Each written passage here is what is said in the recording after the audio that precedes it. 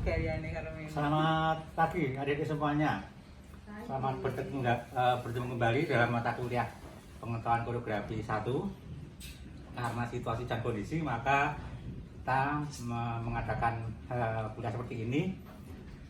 Pada pagi hari ini tolong nanti adik-adik menyimak diskusi kami dengan Mbak Kumang Yuli.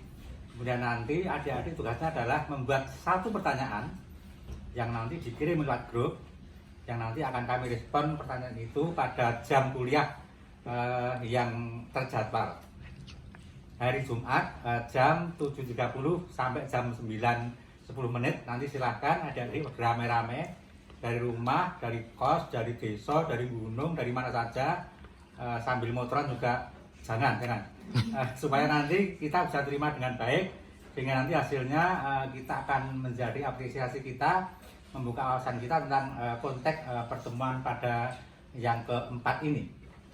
Baik, saya dengan Bu Yuli hari ini akan mencoba memberikan materi adalah tentang unsur-unsur koreografi.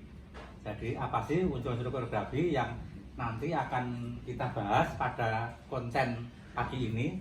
Sekali lagi nanti silakan adik-adik menyimak, kemudian membuat satu pertanyaan untuk kita jawab dengan seluruh dosen pengajar koreografi. Bu Yuli barangkali bisa mencoba menjelaskan konten unsur-unsur koreografi yang nanti akan kita bahas dalam konteks ini, Mbak Yuli. Unsur-unsur koreografi yang akan kita bahas pada hari ini ialah tidak hanya kalau orang kan tahunya bahwa di dalam mencipta sebuah karya tari itu yang sumber utama adalah gerak.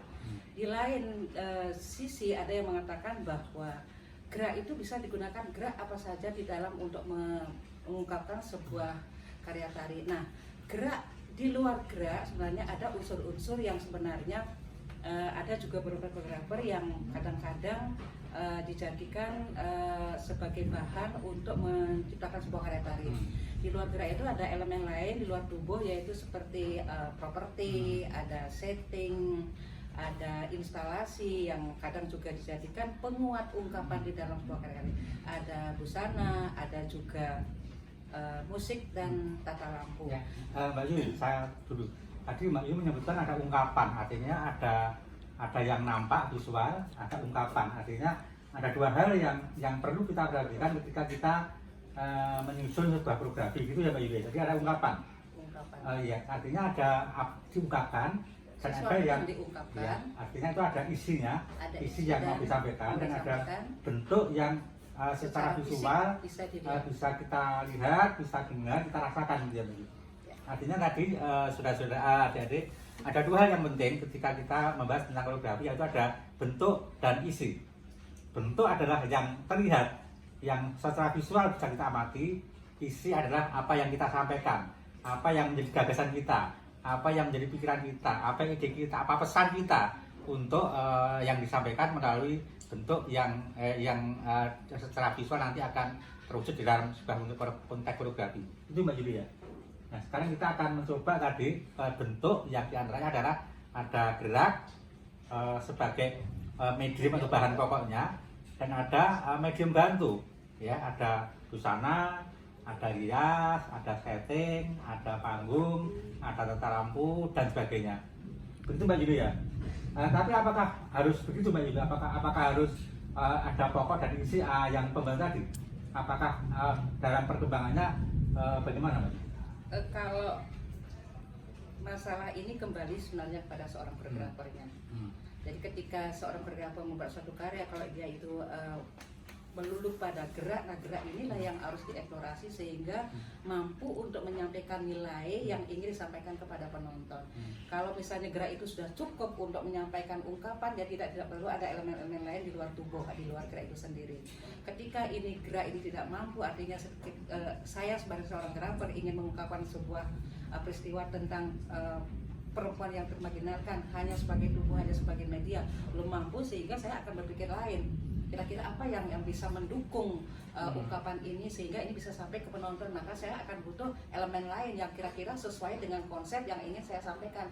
Misalnya, saya menggunakan properti, atau misalnya menggunakan instalasi atau kostum misalnya.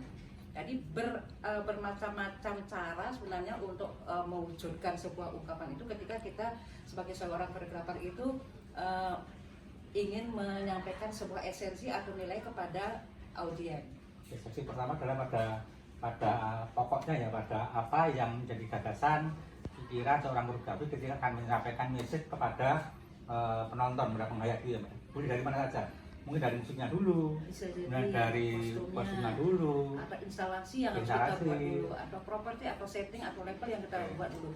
Nah itu nanti akan direspon sesuai dengan konsep. Ketika kita merespon sebuah properti yang menjadi tolak ukur pertama untuk dijadikan gagasan kita mengungkapkan ekspresi, makanya itulah yang harus direspon sesuai dengan konsep garapannya. Apakah nanti geraknya muncul setelah merespon properti atau gerak duluan yang muncul. Nah ini harus menjadi satu sinergi yang menjadi sangat penting.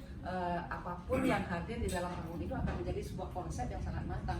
Tidak hanya sekedar mengambil properti untuk gaya-gaya, tapi properti ini juga akan menjadi sebuah ungkapan yang ada kaitannya dengan konsep atau titik gagasan seorang koreografer. Nah artinya kalau kita kembali pada konsep awal tadi adalah kegerak awalnya ada bahwa semua medium tadi harus digerakkan. Yang pagi hari ini kita akan bahas unsur gerak. Di antaranya ada dinamik, ada tempo, dan ada ruang dan waktu. Ini yang menjadi pokok pembahasan pagi hari ini, bahwa ketika ada gerak pasti ada unsur-unsur tadi. Ada ruang, ada waktu, dan ada dinamiknya. Itulah yang kira-kira harus menjadi pokok yang menjadi bahan utama ketika seorang koreografer mengembangkan, menggarap, mengeksplorasi gerak yang bisa dari mana saja. Bisa dari gerak sehari-hari, gerak dari tradisi, gerak dari rakyat, atau gerak dari mana saja, dari busana, dari pohon dan sebagainya. Itulah kira-kira hari ini yang kita akan membahas konteks unsur-unsur gerak yang ada dalam koreografi. Ya, itu ya kira-kira ya, adik-adik. Sekali lagi silahkan direspon, kemudian nanti silahkan bertanya melalui grup, nanti akan kami jawab semuanya. Semoga nanti bisa berjalan dengan baik. Itu kira-kira. Semoga diskusi kita ini menjadi acuan kita untuk diskusi sehingga menghasilkan sebuah apresiasi yang untuk kita semuanya, dan kami minta semuanya aktif di dalam mengisi besok pada jam yang sama, pada jam kuliah hari Jumat jam setengah 8 sampai 9:10. Oke gitu ya untuk semester 2A. Oke, terima kasih. 2B. 2B ya. Hari Jumat itu 2B. 2A hari Senin. Oke. Terima kasih adik-adik, sampai ketemu. Satu lagi untuk adik-adik, jangan takut bertanya ketika nanti untuk belajar mengungkapkan pendapatnya, karena ini sangat penting sebagai seorang mahasiswa, tidak hanya pinter berkarya tapi juga secara akademis harus mempertanggungjawabkan apa yang dilakukan. Jangan takut bertanya karena salah aja belum, apalagi benar. Itu aja pesannya. Oke, sampai ketemu hari Jumat pagi. Ya, saya tunggu nanti pertanyaannya, semoga menarik dan menjadi bagian yang menarik juga dalam pembelajaran kali ini. Terima kasih, selamat pagi.